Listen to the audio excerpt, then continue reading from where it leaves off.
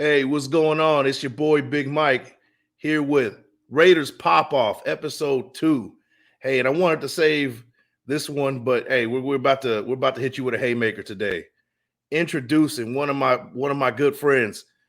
He's Raider Nation Rookie of the Year as far as his content goes. You've seen him everywhere.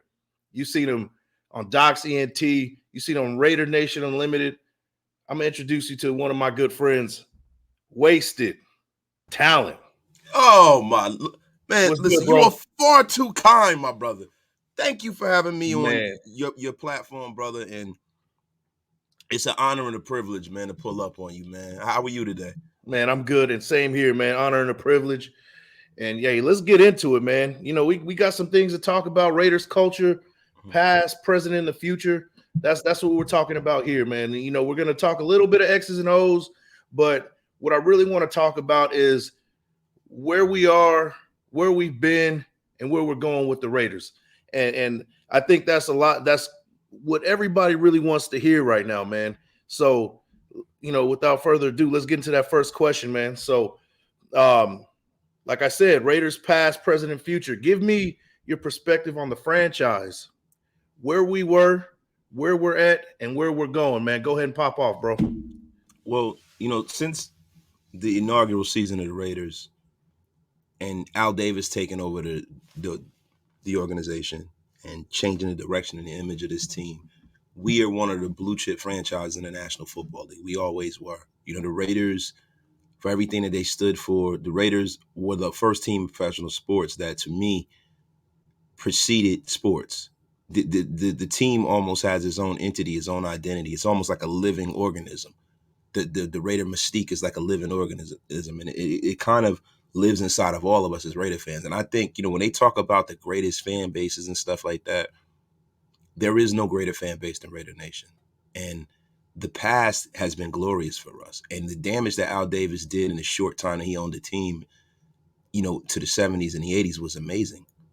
Back in the time, when Al got started, everyone else didn't have, 3 Super Bowl wins and being there 4 times because it was the inaugural kind of first half of the NFL, Yep.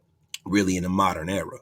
So in the modern era, man, we are one of the blue chip franchises. And you talk about the Raiders, you talk about the Bears, you talk about the Green Bay Packers, the Cowboys, and those kind of teams. We are one of those teams. Now, where we are going in the future, Al Davis always said the greatness of the Raiders lies in the future. And I think the future is now.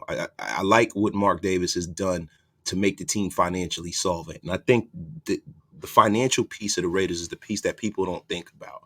When you look at all the things that have happened over the last 20 years, it's really because the Raiders were rudderless financially. So, there were certain free agents that you couldn't bring in. The stadium was terrible. The facilities were terrible. So if you're a blue chip free agent, why would you come into a situation like that? You Yep. wouldn't, right? Yep. Then he wasn't making any money. The fan, we have a great fan base. And that's one of the things that has always really pained me, that we weren't able to get a stadium in the Bay Area in Oakland where we belong. But now that we are no longer there, right? Mark Davis has made a home for the Raiders that is phenomenal. It's a phenomenal, facility. The training facility is phenomenal. It's a tax-free state. It's a destination place. It's actually a new sports town that we are at the forefront, the precipice of establishing. Yep. I just feel that the greatness of the Raiders lies in the future, because if you have the will to win, if you have the money to back it all up, you have a good place to play, you have good facilities, I think that that's nothing but right. Yeah, man. And you know what, man? As far as the past, you start talking about free agency, right? The before free agency hit and before like teams, they started putting like a big emphasis on markets, right? This market here, this market is more. It'll pay you more here, it'll pay you more there. Before that, Al Davis was scouting. He was bringing in guys that like kind of like they were kind of on the wayside. He was going to HBCUs and he was doing things that other guys weren't doing as far as scouting goes, and that's what made the Raiders successful. Over the years, you saw the Raiders do those kind of moves everybody was doing, and then free agency hit, and then the market where you were was kind of it Yeah. was kind of put on a forefront. And that's kind of where you see in the 90s and 2000s where the Raiders kind of struggled to bring in people, Yeah. and and in the 2000s, we had that one run where we kind of found lightning in the bottle with John Gruden and Rich Gannon. But besides that, we were pretty much struggling once that second run in Oakland, Yeah. and it was rough. So in saying all that, man, do you feel like that from that 2000s and going into the future, that Raiders mystique is kind of losing its luster? Yeah, because look, there are people who weren't even alive when all of this was going on. You have a whole new, fan base that they don't remember the Raiders going to the Super Bowl. The only thing they remember is mediocrity. The Yep. past is something in the National Football League that 30 years is really essentially 100 years in the National Football League, because with free agency, things happen and change so fast. You go from having a team that's on the top of the world to a team that, like, give you an example, the Green Bay Packers right now. It's a team who's perennially on top of the world, Yep. right? Within 2 years, now they're almost rudderless. They're trying to figure out what's going to go on, what they're going to do with Aaron Rodgers, all of these different things. And the thing with the Raiders in the past has always been, Al Davis bringing innovation to football. The problem with what happened with Al, and this is why it all harkens back to money for me, is that one, Al Davis was trying to stay viable in a sport where he's a guy who wasn't even a millionaire competing with millionaires. Yep. Then when Jerry Jones came into the sport and brought the money into the sport, now he's a guy who's barely a millionaire competing with billionaires. Yep. And he's trying to stay financially solvent. He's got to do it by any means necessary. And he spent the late half of his life fighting with the NFL more than he did developing and cultivating the team. And then the way Al Davis always ran his organization, him bringing all innovation, he's the one who brought the stopwatch to the National Football League. Him and Gil Right. Brandt. You got to give Gil Brandt his credit, because Gil Brandt with the Dallas Cowboys brought a guy like Bullet Bob Hayes. And that was kind of one of the first, track guys in the National Football League. They always give Al the credit for that. You got to give Gil Brandt his credit too. Right. But Right. Al Davis brought the stopwatch into football. Like you said, all of these players, like, the Art Shells of the world, Willie Brown, all these guys. And, the thing, Old Man Willie was a Bronco first, Yeah. Yep. but him going and getting a guy that was a little long in the tooth. That metric is something that you could use back then, because back then it was no salary cap, right? So you can pay guys what you want to, you can overpay guys. Yep. Bringing in an older player, you can do those kind of things because it was no salary cap ramification. They're going to play for you well, and then they weren't making life-changing amounts of money. So they appreciated you for bringing them in. Yep. But the whole Al Davis mystique and everything, he is the mystique of the Raiders. And Absolutely. him being dead, all of those memories are distant, and we have to establish something new. Because to be quite honest with you, when we talk about what Al did and how he was, the rest of the league took the things that he did. They took some of the things that the Cowboys were doing. They took some of the things that, Paul Brown was doing. Paul Brown is another integral part of what was going on in the National Football League. From Yep. Paul Brown, you got the Bill Walshes of the world from Paul Brown's family tree, right? Yep. You saw what the Steelers were doing, and everybody kind of made a conglomeration of how the national modern NFL is now. Even Jimmy Johnson, too, the way you set his draft board up, he revolutionized the way people drafted and value, and the Herschel Walker trade and all of that, right? But we're talking the Raiders, right? Yep. The modern NFL is a model where one guy can't just reign supreme over everything. You need help. You need to listen to your scouting department. I think Al didn't do that enough. And I think Yep. in the 90s, the reason why Al was able to turn things around was because he got what he wanted. He was able to focus. He was trying to make the Oakland market big and pay back the money that he borrowed. He was financially solvent, and he was able to focus on the game. And then also he had guys around him too. A guy like Ron Wolf, who was in Green Bay, who came from the Raider tree. It's a guy he had a great friendship with, who he can find out about a young John Gruden. Yeah. That's Yep. the reason why John Gruden got here. And Yep. John Gruden, at his best, is a football coach. Him being anything less or more than a football coach is a problem. And I think that's where him and Al bumped heads, man. And to be quite honest with you, man, and I might be rambling a bit, but No. that is the problem. The constant fight to make this organization stay afloat. The constant thing where, you got guys wearing too many hats. Yeah, Al was great, but he wore too many hats. And as he got older, he couldn't do it anymore. And I really wish that Al would have allowed his son to help him take over the business aspect of the team, and Al could have just ran the football part of things. And I think we would have been absolutely. a lot more successful had that happened. Yeah, and it was almost like the teams were kind of like they had a new system in hand, and they were rolling like this. We're spinning like this in our archaic system, and it's just not working. It's not Yeah. working the way it used to. And I think in the '90s we kind of saw like where we were going to be headed, and Yeah. then things needed to be changed over the years. And unfortunately, we didn't see that for a while. Now, I really want to unpack this one question. I know, like I said, just a few questions, but I really want to unpack that first one. We got Mark Davis. He's in charge with the he's doing his thing in Las Vegas. Do you see the future? Do you see him kind of turning that corner in the future? Do you like the trajectory of where he's going right now with the franchise? Or do you see the Raiders kind of losing their way? What do you see? What do you see right now? Business wise, I love the direction he's going. Yeah, Business wise, football wise, it has a lot to be desired. He needs to kind of see what he's doing, because the pinnacle note to whether this is going to turn around or not is whether Josh McDaniels knows what he's doing. Some of us want Josh McDaniel gone. yeah, I feel that that's very, very short sighted. I think that's very, very premature. And yeah, I also feel that with Josh McDaniels, bro, him coming from the organization he came from, he has to have some kind of idea of what winning looks like. He's won a lot in New England, and I hope that he can bring some of that here.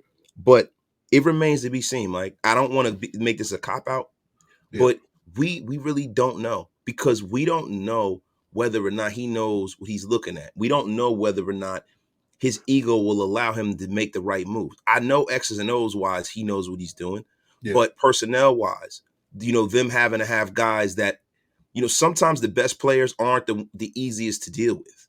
yeah, Sometimes you have guys like Michael Irvin. You know yep, what I mean? But those are the kind of, sometimes you have guys like Lawrence Taylor. Sometimes you have guys like Lyle Alzado. But these are the guys you got to win with, right? right, So can he find a perfect medium between being a little bit of Bill Belichick and a little bit of himself? Because yeah, I think the personality aspect tells the tale of whether the Raiders are going to be good. One of the pinnacle moments in this offseason, in this season, is the way they handled the Josh Jacobs situation. yeah, Believe if they don't do the right thing by Josh Jacobs and get him back here, that goes to show me everything I need to know about how the future is going to be quite honest with you. Because this is a man who's showing you in real time. He wants to be here. He works hard. He's a yeah, great player. He's a guy that really should be back here. And the way they handle, if they let Josh Jacobs just walk out the door because they feel like they know better, there aren't a lot of guys. Josh Jacobs isn't growing on trees in the National Football League. That production is not very easy to replace. And if they shoo that kind of production out of the door, and they're arrogant enough to believe that they trust their draft board and all these guys they have are going to be these flotsam and jetsams they got at running back are going to be yeah, guys that are going to replace that kind of a back, that goes to show me we're in for a long future, like a long future of misery, because that means they don't know what they're doing.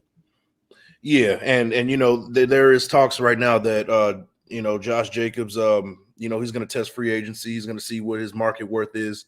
But if we do re-sign him, it's going to be a 2 to 3 year deal.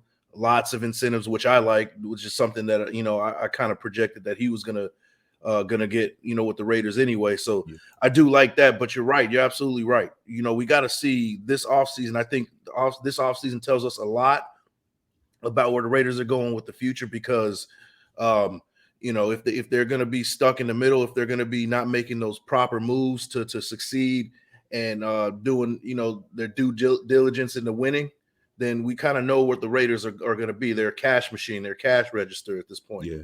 So if they That's the don't make dirty secret, bro. That, not yeah, to cut you off, that's the dirty secret in the National Football League. There are a lot of owners, and this is what we need to see. mhm, There are a lot of owners who are only concerned about making money. yep, Let's make absolutely, no mistake about that. You have owners who don't really care whether they win or not. They care in the context of how it affects their bottom line. If not absolutely, winning affects their bottom line, then they care. But if they can be 10-7, maybe make the playoffs and make a shitload of money, they don't care whether they win or not. They're never going to take the road less traveled to demand greatness. What I need to see from Mark Davis is he sold out and become just a businessman, because on the business aspect of things, he is doing excellent. Absolutely. But does he really want to win? And this is what we got to see. It's to me, I feel like he does want to win, and that's the reason why I'm very hopeful and faithful, because the moves that he's made shows me that he's hungry to win. Absolutely. Absolutely. And you know, hey, that's a perfect segue to this next question, man. I think we unwrapped that first one pretty good. I don't know what you think, man. Now, that first one, we unwrapped that one pretty good. Hey, man, there's no wrapping paper left. The wrapping paper has been ripped and thrown in the damn trash, brother. There you go, man. There you go. So here's this next one, man. So this week, the Raiders filed for trademark Win City.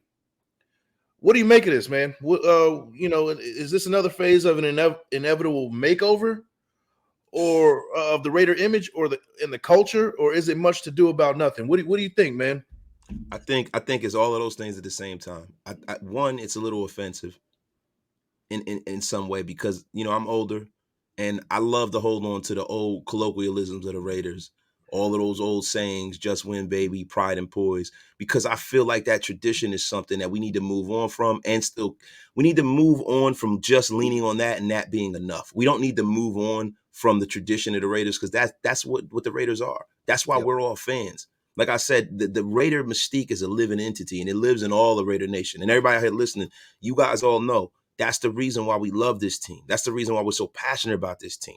I've seen people get called a fake fan and damn they want to fucking put somebody in a hospital over it. It's almost like a racial epithet by calling somebody a fake fan being a Raider fan, bro. It's ridiculous, man. Like, we are the most passionate, loyal fan base that there is, and it's a reason for that, because of the image of the Raiders, what the Raiders stand for. The Raiders are more than just a goddamn team.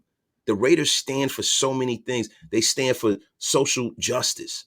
You know what I mean? Al Davis just hiring the best men. Like, some of the things that Al did, that's why he'll never, ever be forgotten. And we must never forget Al Davis. And his son loves him. And you could tell his son is proud of his father. The Al Davis, the will to win, the torch, keeping the flame alive.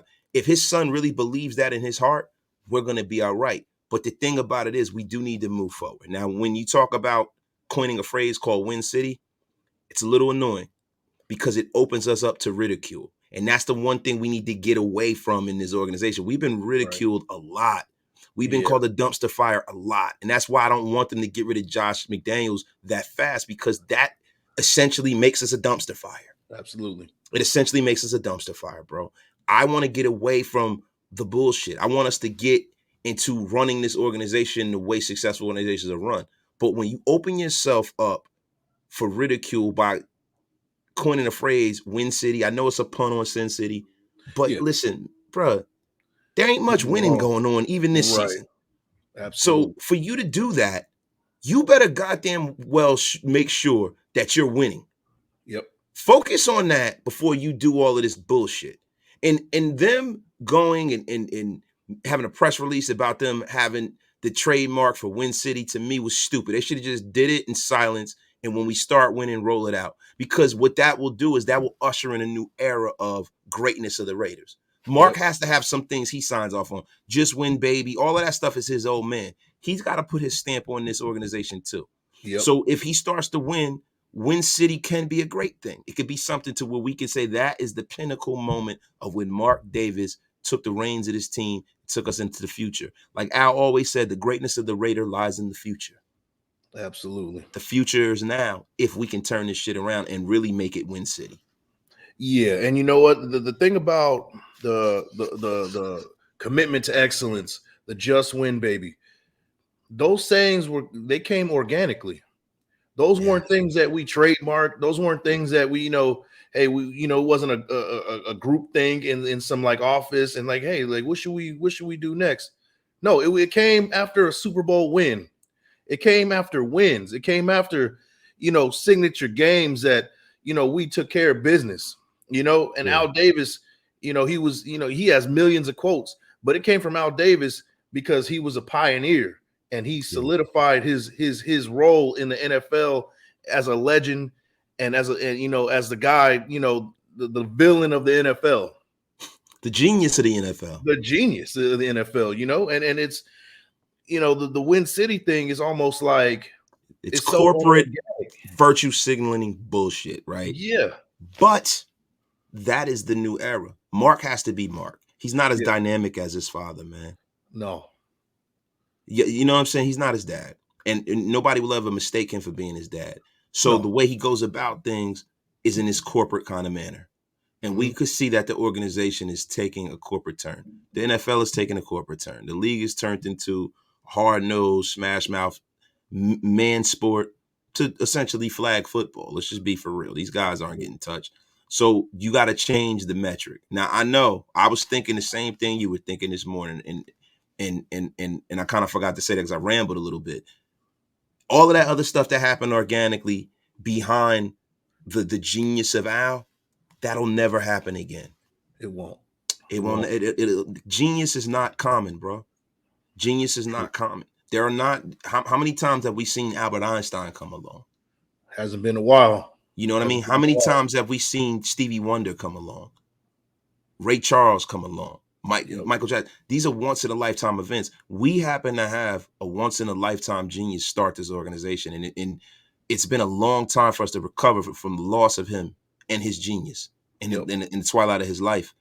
So yeah, it's annoying, but it's necessary because Mark has to do what he has to do to get this thing going in the right direction. The only thing he better make sure of is that when you talk about this shit, you talk about Win City, he better make sure that he has a good eye for evaluating who's running his organization, being that he's not the football mind that his father is. Yeah, he's definitely, you know, you're gonna put all the chips out on the table with Win City. You got to bring a product, a winning product, or else you're just a punchline at that point. Yeah. And we've been a punchline for quite a while, and that's kind of that's kind of like that makes me kind of like, It makes me yeah, cringe too, Mike. It yeah, makes me cringe, bro, yeah, because I'm like, bro, we get enough ridicule. yep, So you're gonna have Win City shirts, and we're yep, fucking 2-4 or something next year. People are gonna come from the hills. All the trolls and clowns are gonna be clowning the Raiders. You're opening us up to ridicule, bro. yeah. This is some this is what the fuck is that organization with Vince McMahon, the XFL. XFL, This yeah, is some XFL he hate me kind of bullshit right, to me. If you're yeah, not actually winning, this shit is stupid, bro. But Mark has to make this team viable. He got to sell t-shirts. Let's just pray that the trajectory goes the way that we hope it does. yeah. And you know what? I'm gonna put a little water to this fire, man. The Super Bowl is in Vegas next year. So we could say that maybe this trademark is for the Super Bowl winner, you know, or you know, kind of a trademark they're going to use for the Super Bowl because it's going to be in Vegas. So maybe it's that. Maybe it's not going to be something that the Raiders as a franchise roll with. But you know, this is Mark Davis's kind of stamp on the Super Bowl. That's kind of what I'm That'd gonna be put a real fire out. disheartening, man. It's It is. disheartening. Like for It you to is. make it for someone else to be playing in your stadium. Yeah. Like this the thing, man. When I coined the Raider Equinox, man, I thought we were at the precipice of some greatness, and we might still Yep. be. You know, a lot of times greatness begets greatness, right? So when you look at a guy like Bill Belichick, that didn't happen in a vacuum. Bill Belichick was under Bill Parcells for a long time. And Yep. Bill Belichick was an integral part of what happened with the New York Giants and the Jets. A lot Yeah. of people don't realize that Bill Parcells never won without Belichick, without his defensive coordinator. Bill Belichick has been great. And when I saw Josh McDaniels, I was like, maybe Josh will be the Bill Belichick to Parcells. That's what I was hoping. Yeah. And it Yeah. got off to So, a rocky start with Bill in Cleveland, and it did in New England. It did it when they fired Pete Carroll, and they brought Bill in. It got off to a rocky start. He had a rocky start, and then boom, next year he was in the Super Bowl. He won it. yeah. Let's hope that the Raider Equinox takes shape, and we're one of these teams who play the Super Bowl in our home stadium, and we do something special, man. Because Yeah. when I saw the Raider Equinox, I saw us getting Devontae Adams. I saw us having Derek Carr, him finally getting what he supposedly needed, right? Yeah. A lot of this stuff is predicated on whether Carr's our guy or not.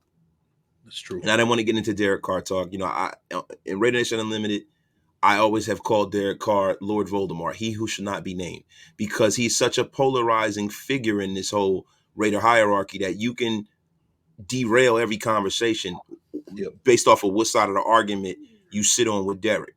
Yep. And the way I feel is that if he's not winning, then it's time to move on, right? But Yep.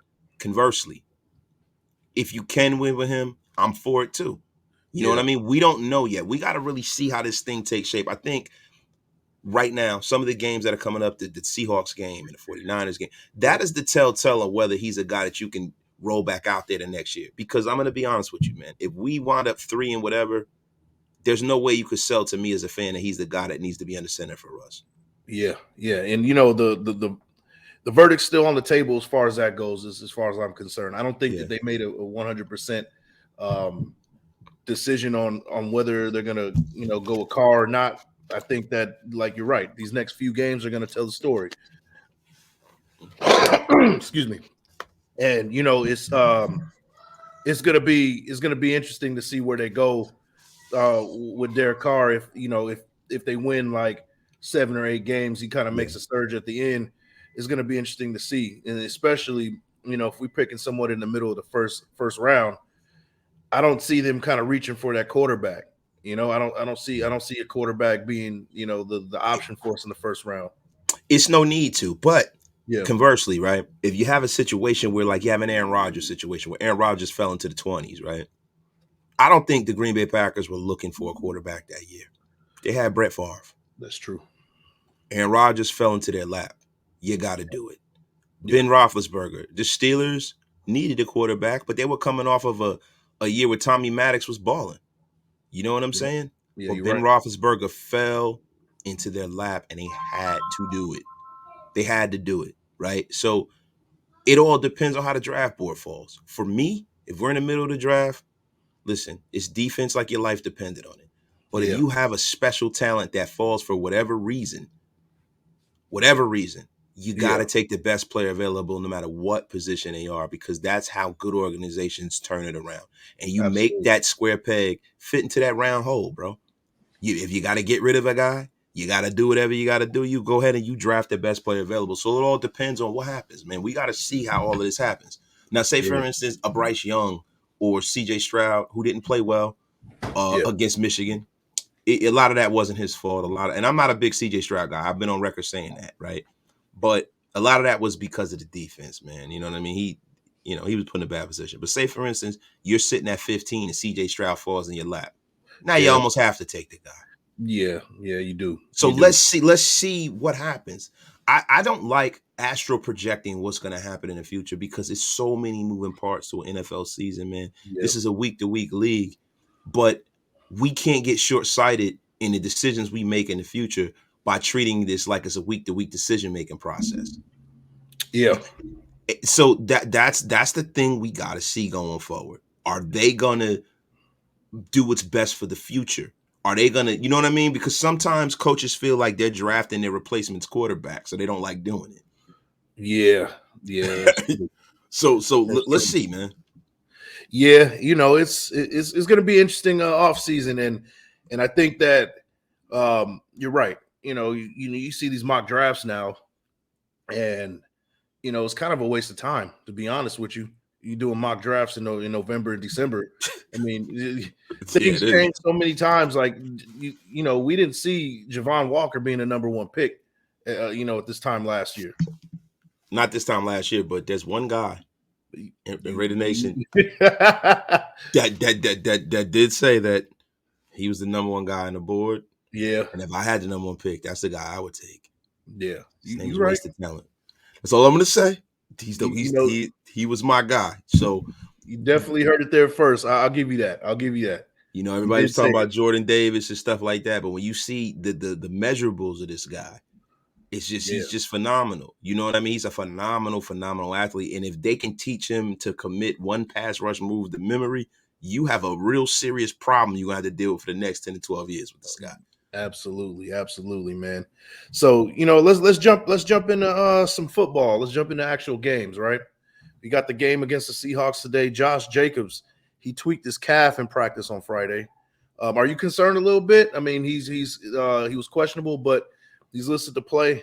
What do you expect? Well, he's going to play. So I guess the second part of that question I do have, I'm not going to ask you, but are you concerned about Josh Jacobs at this point? No, I mean Josh always gets some nicks and bumps and bruises. You know, Yeah. what I'm more so concerned about is if the Raiders stay committed to the run no matter what, because that's the only way we can really win, man. You know, this year I feel like when you look at us, I think in a lot of Raider fans' minds, we're saying, "Oh, we're a high-powered offense, right?" But what they're not looking at is that there's been fucking minimal times where you had Hunter Renfrow, Darren Waller, Devontae Adams, and Josh Jacobs on the field at the same time. So the high-powered offense aspect of things is kind of going out the window. And for you to win in the National Football League, when you don't have, all the skill position players filled up. I mean, Foster Moreau's a really good player. I think he's going to eat against the Seattle Seahawks. But the Yeah. problem is that you need balance. Balance opens everything up. So no matter how Josh Jacobs is feeling physically, as long as they stay committed to the run, they do a little Amir Abdullah, little Zamir White, Yep. I think we're going to be all right. I think that this is a game that's going to shock and amaze people. I think the Raiders are going to go up there and get a W. Yeah. I agree. I think what it looked like from the game before, as far as like meshing together as a team, I think we saw a breakthrough with that in this last game against the Broncos, Yeah, and that goes a long way. You've been through adversity, you've been through the fire. That goes a long way as far as winning down the line. Now, my problem with Josh Jacobs is every year around this time he gets hurt, and he has these nicks, and I'm kind of concerned about it just a little bit. yeah, So I see him in this game kind of having like a pitch count. I don't think he's going to get carries in the 20s like he has like the last couple of games. I see him with like a 13 to 16 carry game, but that might be just enough. I mean, the way he's running the ball, he's getting about 5 yards a pop. yeah, yeah, man. So What is he averaging 4.9 4.8, yards a carry, yeah, 4.8, 4.9 yards a carry. yeah, So, bro, like the thing is, he might not need that many carries against this woeful run defense of the Seattle Seahawks. I mean, yep, he might only need 15 carries to get that 100 yards and get over 1,000. I mean, he's at 938 rushing yards. This game is the game he gets over 1,000 rushing yards. I think Devontae Adams yep, gets over 1,000 receiving yards. He's very, very close. I just see Josh having the kind of game where he breaks this thing open. We get control of the game, and they don't have to run him 30 times. They could just run him as needed. yeah. I think we've been waiting all season for a game that kind of makes us smile. As a fan base. I mean, we have games. We won 3 games, but we weren't really happy about those games. I know, like Yeah. those 2 Broncos games, we kind of expected to win, and then that overtime game last week, I didn't really feel anything after the win. Like, it was great to see, but like I just want to see more wins, and I want to see emphatic wins at this point. Yeah. Yeah. Me And I too. and I think this week, the Raiders are going to give us that. It's just a gut feeling, and also based on the running game. They can't stop the run. We're dealing with 2 rookie tackles on both sides with the Seahawks, and we got Max Crosby, who's he's a candidate for Defensive Player of the Year at this point. Yeah. Yeah. He's playing out So of his mind, bro. he's playing out of his mind, and he's pretty much the only show in town, basically. But he's still doing it, despite being the only show in town. So it's like, how could you I, not consider this guy for Defensive Player of the Year at some point? look, and the funny thing is, this week, I think that there's a new show coming to town Okay, this week. It's the Chandler Jones show. man. I think Chandler Jones is going to come out here and show the rookie tackle what time it is. I Yeah, really do. I mean, what people don't realize about Chandler Jones is he was essentially an outside linebacker the last few years. He hasn't played with his hand on the ground a whole lot. I think it's a big adjustment period for him being at the advanced age he is. But I yeah, think he's such a tactician that if he draws the matchup with Abraham Lucas, who's been playing excellent, yeah, Abraham Lucas is very, very aggressive. And I think that with old wily vets, they know how to use that aggression against the guy.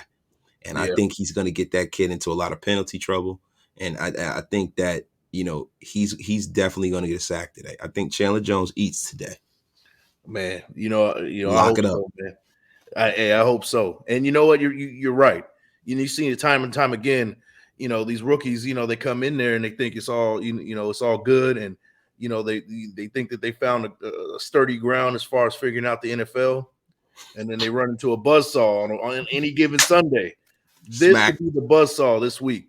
Yes, sir. I I think we're mean, gonna get a Devontae Adams, Patrick Surtain moment this week from yeah, Chandler Jones. I think so too. I think so too. That's why I got the Raiders winning 30-16 in this game. So you can move on to the next question. Let me pull this up real quick. My phone just turned off. All right, here we go. So game preview, Raiders Seahawks. How do you think this game plays out? Kind of give a detail on how this game plays out to you. What I think is I think the Raiders are probably going to receive the ball first. They're gonna have a nice balanced drive. They're gonna go down the field, score in the first drive, then go out there, get a stop. And I think it's going to be off to the races. I think that the Raiders are going to come out and score in their first three drives because of the fact that it's so easy for them to run the ball, because of the fact that I see what Josh McDaniels realizes that what he has in Josh Jacobs. All, Mick Lombardi, all these guys are talking about Josh Jacobs. They realize what they have in him. They realize what they have in the run. I think that we've seen a lot of that last week. And I also think that with the added activity of the great Chandler Jones, along with Max Crosby, I think that Geno Smith will have one of those games where we're reminded that he's Geno Smith. So I see this Yep. game turning out pillar to post. Raiders get the victory in a tough place to play in Seattle. But pillar to post, I think we're going to win this game. I just feel like the way that they gelled last week, I don't think it was just an aberration. I hope I'm right. Look, and if I'm wrong, I'll come on and admit it. But I feel like the Raiders have figured some things out. I feel like they understand what their style of play is. They have an identity now. And I think Yeah. that's one of the things that they were struggling with in the beginning of the year. They had a preset identity, but the players in the locker room and their style of play has dictated really what their real identity is. They have to be a balanced offense to win football games. And that's what you had last week. You had a lot of balance. You And you did. had a lot of, running the ball. And you had a lot of the defense not having to be on the field as much. And then you got better play out of the defense. Yep. Football all works in a harmonious marriage, man. You have to take those things into account. So when people say that our defense is terrible, you got to look at those 3 and outs. You got to look at the fact that they're on the field a lot. You got to look at time of possession. All those things matter, especially when you have a bend don't break kind of a defense. Yeah. Yeah, and you're absolutely right. And you know what? I kind of see it the same way you do. And it'll be it's important that they do start that way because they're in Seattle. They have to go in there and punch them in the mouth right away and get that crowd out of the game, quiet them up, and make it our house at that point. Go right in there like Mike Tyson Yep. and do like he always said. Everybody's got a plan until they get punched in the mouth. Yep. And Punch then them in their goddamn mouth. right. And there's a lot of youth on that team that hasn't been punched in the mouth yet. So this is the game where they get punched in the mouth. I really feel like that this is the game where the Raiders, really show the fan base, here we are. We're not tanking. We're here to win some games. It took us a while to figure it out. Here we go. And I think it starts here. I really think it starts here. I'm being optimistic about it, but What else can we be? right. What else can we be? It's like then Yeah. then it's like if we're not optimistic, man, then it's like what are we doing here? You know what I mean? If we think this is an exercise in futility, there's no reason to even, look, man. When we talk about tanking all this stuff, if the organization is doing that, that sucks. But I know the players aren't. No. And because this is their career. A lot of these guys aren't even going to be here next year. They're playing, they're putting positive tape on the field, right? Yep. I will hope that the Raiders are doing the right thing and trying to get this thing turned around. I hope so. Yeah. I hope that it's not a situation where I can't believe what I'm seeing on the field. Now, what I've always said is this: tanking to me is playing the younger guys, like exclusively. That means that you've already resided yourself to the fact that this season ain't in it. We're moving on to the next season. We're developing for the future. If Yep. they develop for the future, I have no problem with that. If they feel like they're not going to make the playoffs, I Yeah. have no problem with that. Yeah. Now, do I want them to willfully call plays and make it just a fucking Mickey Mouse show? No, because then that just takes away from sport in general.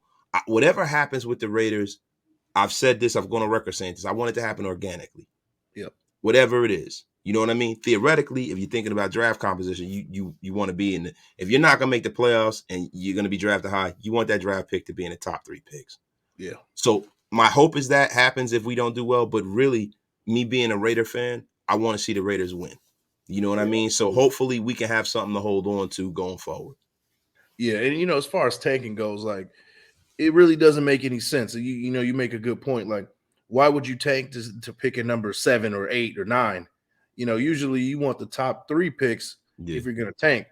The difference between 7, 8, and 9 and 14 and 15 isn't really much of a difference, yeah, you know. But yeah, you're picking somebody dynamic in the first 3 picks, in theory, right? yeah, That's what you're hoping for when if you do tank and you're getting those top 3 picks, you're picking somebody that's going to change your franchise. Now, if you're picking in the 7, 8, 9 to 15 range, it's almost like, okay, if this guy does change our franchise, great. yeah. But But if if it doesn't not, work if we out, get a good starter out of it, then we're good. And what we're exactly. looking for is we're looking for players in the future that can be because we need some new Hall of Famers, bro. We We do. always cart these guys who played in the 70s out, Yep. guys in the 80s out. And the only guy that we know is going to Hall of Fame that's retired in the recent past as a Raider is Charles Woodson. Yep. And the problem is that we got to share him with the Packers. Yeah. He won his ring, unfortunately, with the Packers. Yep. He is a Raider. He'll always be a Raider. He is the identity of this franchise in the last 20 years. He's the last great player to play for us. It's true. It's We true. need more of that, bro. We need more Yep. of that. We need more. Yep. I wanted Khalil Mack to be that, but things worked out in a different manner, and now he can never be looked at in that way. So No. I want homegrown Hall of Fame talent being drafted, and it needs to happen. It's been far too long. Yep. Absolutely, man. And that kind of puts us full circle, right? We started with the first question, past, present, and future. We're full circle. So I think it's time for us to kind of put the train back in the station. But I got another question that's not football related. And this is a question I didn't give to you beforehand. We just finished with Thanksgiving, you know. Mhm. So, I'm thick frame. I know you enjoy you some food as well. Yeah. Run down the spread. Tell me the spread. What was it looking like this week? Oh man, look. We had beans, greens, tomatoes, potatoes. No, I'm kidding. I'm kidding. The rest of that. You No, name it. you name it. No, nah, man. Hey, bro. Look, we had turkey. My wife did this thing with the turkey wings instead Okay. of getting the big. Oh man, it was excellent, man. Turkey wings. We had leg of lamb. We had this roast that she made, man. The prime rib roast, bro. There you Mac and go. cheese, sweet potato pie. The sweet potato like mashed sweet potato dish she does with marshmallows and all this other stuff, There you man. go. Homemade rolls, stuffing, collard greens, green beans with the smoked turkey, because we There don't you eat go. no hog in Woo! this house. You know what I'm saying? I mean, bro, Right. just a phenomenal spread. Shout out to the wife, man. And we kind of got Thanksgiving thrown upon us. We weren't supposed to have Thanksgiving here. We always have every holiday at my house, but it is what it is. But something happened with the in-law stove, and we had to have it here last minute. And the last minute, the way my wife pulled that together, man, shout out to her, man. I mean, bro, I even Man, forget some of the shit we had, bro. I mean, just it's phenomenal. We had everybody over here. Everybody had a good time. You know what I mean? And listen, man, cheesecake. bro. Cheesecake. My God. Listen, I'm diabetic. I Sure. can't really eat all of that shit, bro. But man, I took my sugar this morning and my numbers were syrup. Because of all the sugar that's going on. But after I get off with you, I'm taking my ass to the gym. The Yo, thick frame nation is pulling into the track. I gotta get back in shape, bro. I'm not yeah, fucking around, brother. I gotta get back at it, man. This bro. was You the know me with last supper. the bad back, and even I got to take a walk. Even Yeah, I got to bro. get back on the track. So, Bruh, I was yeah, man. pregnant for the last 3 days, bro. I Yo, was pregnant. I've been sitting there putting the plate with the stuff in it. Oh my yep. God, man. I'm still with child at this point, bro. Keep it real. Yo, But yeah, man. the food baby has been living and breathing the last few days, bro. It's terrible, bro. But yo, it was an excellent Thanksgiving. I couldn't ask for a better time, brother. Man, that's good, man. I'm glad to hear that, bro. But with that, man, we're gonna wrap it up. Hey guys, hey, thanks, man. I Thank you appreciate it, for man. coming on the show. Appreciate you Salute having to me, man. you. Salute to everything you do for Raider Nation. And man, you just keep up the work, man. And thanks for you know giving me your platform to talk my stuff. Bro. And everything that you do. We talk all the time. So I'm not gonna make this a farewell speech. But hey, thanks for everything, man. Nah, bro, Appreciate no you. problem. Hey, bro, there's somebody that I have, man, that's a little upset. He's dismayed that you didn't ask him to come on his show. And I just, Oh, if, sure. if, if we can go on a way out, man, I just wanted to ask you if he can pull up and just speak his piece. Yeah, man. That's probably a good idea. Hey, Big Mike, man. How you doing, man? Yeah. Big Mike, man, listen, man. I know Wasted a cool guy and everything, man, but who would you rather have on here, man? You rather have, just a YouTuber, man? You want to have one of the great coaches in NFL history here, man. Let me Man. tell you something, Big Mike, man. When I was eating my Thanksgiving dinner, man, sitting there eating cold cuts on the beach, drinking the cerveza, I was thinking to myself, I said, hey, man, Big Mike started a new podcast. The guy hasn't reached out to me one freaking time, man. And you know what I got to say to that, Big Mike? If you want your podcast to be good, man, I need better fucking execution. Let me tell you something, man. If you ever have another guest and you're having a problem, man, old Non Gruden is here for you, baby. Let me tell you, I love what you do, man. You're a knowledgeable guy. You're thick framed. We love that. You and Wasted, man. It's Thick Frame Nation in the house, man. And I want to tell you, man, Big Mike, man, old Coach Gru loves your green eyes. Oh man, I got a death threat from John Gruden today. Made my day, man. It made my entire Sunday, man. Man. Oh, brother, thank you for having me on, man. Man, we got to do this again. But yeah, that wraps it up for the Raiders Pop-Off episode 2. Like and subscribe, do all that good stuff. Share it with your friends, share it with your family, do all that, man. And with that, peace out.